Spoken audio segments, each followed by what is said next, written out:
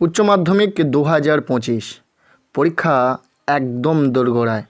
পরীক্ষা ঠিক আগের মুহূর্তে নিয়ে চলে এলাম উচ্চ মাধ্যমিক এডুকেশন বিষয়ে একটি চূড়ান্ত গুরুত্বপূর্ণ নমুনা প্রশ্নপত্র ও সাথে তার উত্তর।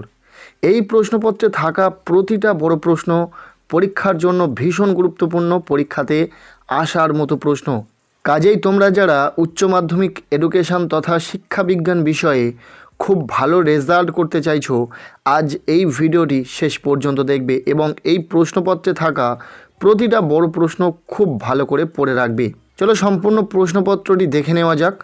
প্রশ্নপত্রে একের দাগে বলা হচ্ছে, প্রতিটি প্রশ্নের বিকল্প উত্তরগুলির মধ্যে থেকে সঠিক উত্তরটি বেছে নিয়ে লেখো। এখানে 24টি এমসিকিউ টাইপ প্রশ্নের উত্তর লিখতে হবে। প্রতিটি প্রশ্নের মান 1 করে, টোটাল 24 নম্বর রয়েছে। প্রথম এমসিকিউ টাইপ প্রশ্ন, প্রচেষ্টা ও ভুলের শিখন তত্ত্বের প্রবক্তা হলেন? উত্তর হবে অপশান সি, থর্নডাইক। দ্বিতীয় প্রশ্ন, মেন্টাল ম্যাপ ব্যবহার ড্যাশ শিক্ষার জন্য? উত্তর হবে অপশান এ, দৃষ্টিহীনদের। এরপর 1.3-এর প্রশ্ন, ব্রেইলে কটি ডট থাকে? উত্তর হবে অপশান ডি, 6টি। 1.4-এর প্রশ্ন, রাধাকৃষ্ণন কমিশনে ভারতীয় সদস্য ছিলেন? উত্তর হবে অপশান এ, 7 জন।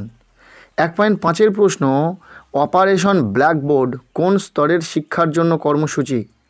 উত্তর হবে অপশান বি, প্রাথমিক। 1.6-এর দাগের প্রশ্ন, ডেলর কমিশনের প্রতিবেদন প্রকাশিত হয়? উত্তর হবে অপশান বি, 1996 খ্রিস্টাব্দে। এরপর 1.7-এর দাগের প্রশ্ন, শিক্ষাকে যুগ্ম তালিকাভুক্ত করা হয় সংবিধানের যে সংশোধনীতে, তা হলো? উত্তর হবে অপশান বি, 42তম। 1.8-এর দাগের প্রশ্ন, কেন্দ্রীয় প্রবণতার নির্ণয়ে সবচেয়ে দ্রুততম পদ্ধতি হলো? উত্তর হবে অপশান সি, মোড। 1.9-এর দাগের প্রশ্ন, এই যে সংখ্যাগুলো রয়েছে এর গড় হলো? উত্তর হবে অপশান বি, 16। 1.10-এর প্রশ্ন, অক্টেভ ব্যান্ড নামক যন্ত্রের সাহায্যে কি পরিমাপ করা হয়? উত্তর হবে বোধিতত্ত্ব। 1.11-এর দাগের প্রশ্ন, কোহলারের পরীক্ষায় শিম্পাঞ্জির নাম ছিল? উত্তর হবে অপশান এ, সুলতান। নেক্সট 1.12-এর দাগের প্রশ্ন, কেলাসিত বুদ্ধি কথাটির প্রবক্তা হলেন? উত্তর হবে অপশান সি, ক্যাটেল। 1.13-এর দাগের প্রশ্ন, প্রোগ্রাম অফ অ্যাকশন গঠিত হয়? উত্তর হবে অপশান এ, 1992 খ্রিস্টাব্দে। এরপর 1.14-এর দাগের প্রশ্ন, নবোদয় বিদ্যালয় গঠনের সুপারিশ করে? উত্তর হবে অপশান ডি, জাতীয় শিক্ষানীতি 1986। এরপর 1.15-এর দাগের প্রশ্ন, সক্রিয় অনুবর্তনকে নিয়ন্ত্রণ করে? উত্তর হবে অপশান বি, কেন্দ্রীয় স্নায়ুতন্ত্র।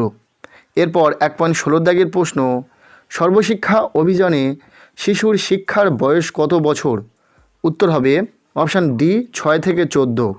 এরপর 1.17-এর দাগের প্রশ্ন, বিদ্যালয় গুচ্ছের কথা সুপারিশ করা হয়েছে? উত্তর হবে অপশান ডি, ভারতীয় শিক্ষা কমিশনে। নেক্সট 1.18-এর দাগের প্রশ্ন, কিন্ডার গার্ডেন পদ্ধতির উদ্ভাবক হলেন? উত্তর হবে অপশান ডি, ফ্রোয়েবেল। 1.19-এর দাগের প্রশ্ন, 2000 সালে ডাকারে, এখানে স্পেলিংটা মিস্টেক রয়েছে, অনুষ্ঠিত সম্মেলনের বিষয় ছিল? উত্তর হবে অপশান সি, সকলের জন্য শিক্ষা। নেক্সট 1.20-এর দাগের প্রশ্ন, কমন স্কুলের কথা উল্লেখ করা হয়েছে? উত্তর হবে অপশান সি, কোঠারি কমিশনে। নেক্সট 1.21 নম্বর প্রশ্ন, শিখনের শেষ স্তরটি হলো? উত্তর হবে অপশান সি, প্রত্যাভিজ্ঞা। 1.22 নম্বর প্রশ্ন, কোনটি কেন্দ্রীয় প্রবণতার পরিমাপ নয়? উত্তর হবে অপশান বি, পরিসংখ্যা বহুভুজ। 1.23 নম্বর প্রশ্ন, মানসিক ক্ষমতা সংক্রান্ত দ্বি উপাদান তত্ত্বের প্রবর্তক হলেন? উত্তর হবে অপশান বি, স্পিয়ারম্যান। এরপর এমসিকিউ টাইপ শেষ প্রশ্ন 1.24 নম্বর প্রশ্ন, গেস্টাল্ট কথাটির অর্থ হলো? উত্তর হবে অপশান এ, অবয়ব। এরপর প্রশ্নপত্রের 2-এর দাগ বলা হচ্ছে, নিম্নলিখিত প্রশ্নগুলির অতি সংক্ষিপ্ত উত্তর দাও, বিকল্প প্রশ্নগুলি লক্ষণীয়। এখানে 16টি এসকিউ টাইপ প্রশ্নের উত্তরে লিখতে হবে। প্রতিটি প্রশ্নের মান 1 করে, টোটাল 16 নম্বর রয়েছে। প্রথম প্রশ্ন, শিখন ও পরিণমনের মধ্যে পার্থক্য লেখো। এরপর দ্বিতীয় প্রশ্ন, পজল বক্স কি? এরপর 2.2 অথবা প্রশ্ন স্কিনার বক্স কি। 2.3 প্রশ্ন বয়স্ক শিক্ষার যে কোনো একটি লক্ষ্য উল্লেখ করো। এই যে এসএকিউ টাইপ প্রশ্নগুলো দেখছো, প্রতিটা প্রশ্ন ইম্পর্টেন্ট রয়েছে, কাজেই খুব ভালো করে পড়ে নেবে। 2.4 প্রশ্ন ইউজিসি এর পুরো কথাটি লেখো। 2.5 প্রশ্ন ব্রেইল বলতে কি বোঝায়। এরপর 2.6 প্রশ্ন নবোদয় বিদ্যালয় কি। 2.6 অথবা প্রশ্ন 1986 সালে গঠিত শিক্ষানীতির নাম কি। নেক্সট 2.7 প্রশ্ন বাধ্যতামূলক শিক্ষা বলতে কি বোঝায়। 2.7 অথবা প্রশ্ন ভারতীয় সংবিধান স্বীকৃত মৌলিক কর্তব্যের সংখ্যা কত। এরপর 2.8 প্রশ্ন বিদ্যালয় ছুট বা ড্রপ আউট বলতে কি বোঝায়। নেক্সট 2.9 প্রশ্ন ভারতের অন্ধদের জন্য প্রথম বিদ্যালয় কোথায় প্রতিষ্ঠিত হয়। 2.10 প্রশ্ন বিশ্ববিদ্যালয় শিক্ষা কমিশনের মোট সদস্য সংখ্যা কত ছিল। এরপর 2.10 অথবা প্রশ্ন বিশ্ববিদ্যালয় শিক্ষা কমিশনের রিপোর্টে কতগুলি সুপারিশ করা হয়। 2.11 নম্বর প্রশ্ন টেকনোলজি কথার অর্থ কী। 2.13 দাগের প্রশ্ন শিক্ষাক্ষেত্রে ব্যবহৃত একটি প্রযুক্তির নাম লেখো। 2.13 অথবা প্রশ্ন সিপিইউ এর পুরো নাম কি। নেক্সট 2.14 দাগের প্রশ্ন ভূশিষ্টক নির্ণয়ের সহজ সূত্রটি কী, এর অথবা দিয়ে প্রশ্ন কল্পিত গড় কী। 2.15 নম্বর প্রশ্ন অপানুবর্তন কী। নেক্সট 2.16 দাগের প্রশ্ন রামমূর্তি কমিটি কত খ্রিস্টাব্দে গঠিত হয়েছিল। এরপর 2.16 অথবা দিয়ে শেষ এসএকিউ টাইপ প্রশ্ন অন্তর্দৃষ্টিমূলক শিখন বলতে কী বোঝো। এই ছিল 2 দাগ থেকে এসএকিউ টাইপ প্রশ্ন। এরপর প্রশ্নপত্রে 3 দাগ বলা হচ্ছে যে কোনো একটি প্রশ্নের উত্তর দাও। এখান থেকে শুরু হচ্ছে বড় প্রশ্ন। এই 3 দাগ থেকে 3 দাগে 2টি প্রশ্ন রয়েছে, যে কোনো একটি প্রশ্নের উত্তর লিখতে হবে। প্রশ্নের মান রয়েছে 4। প্রথম প্রশ্ন মূক ও বধির শিশুদের শিক্ষাদানের পদ্ধতিগুলি আলোচনা করো। এর অথবা দিয়ে প্রশ্ন সর্বশিক্ষা অভিযানের মূল উদ্দেশ্যগুলি লেখো। ভীষণ গুরুত্বপূর্ণ একটি প্রশ্ন, খুব ভালো করে পড়বে। এরপর 3 নম্বর প্রশ্ন বয়স্ক শিক্ষা বলতে কী বোঝো, বয়স্ক শিক্ষার লক্ষ্যগুলি লেখো। পরপর এই 2টি প্রশ্ন অথবা দিয়ে 3টি প্রশ্ন খুব ভালো করে পড়ে রাখবে, ভীষণ গুরুত্বপূর্ণ রয়েছে প্রশ্নগুলো। নেক্সট প্রশ্নপত্রের 4 দাগ বলা হচ্ছে যে কোনো একটি প্রশ্নের উত্তর দাও। এখানেও 2টি প্রশ্ন রয়েছে 4 নম্বরের, যে কোনো একটি প্রশ্নের উত্তর লিখতে হবে। প্রশ্নের মান রয়েছে 4।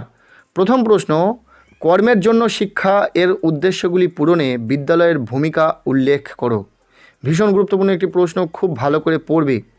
এর অথবা দিয়ে প্রশ্ন জ্ঞান অর্জনের শিক্ষা এর উদ্দেশ্যগুলি পূরণে বিদ্যালয়ের ভূমিকা সংক্ষেপে আলোচনা করো।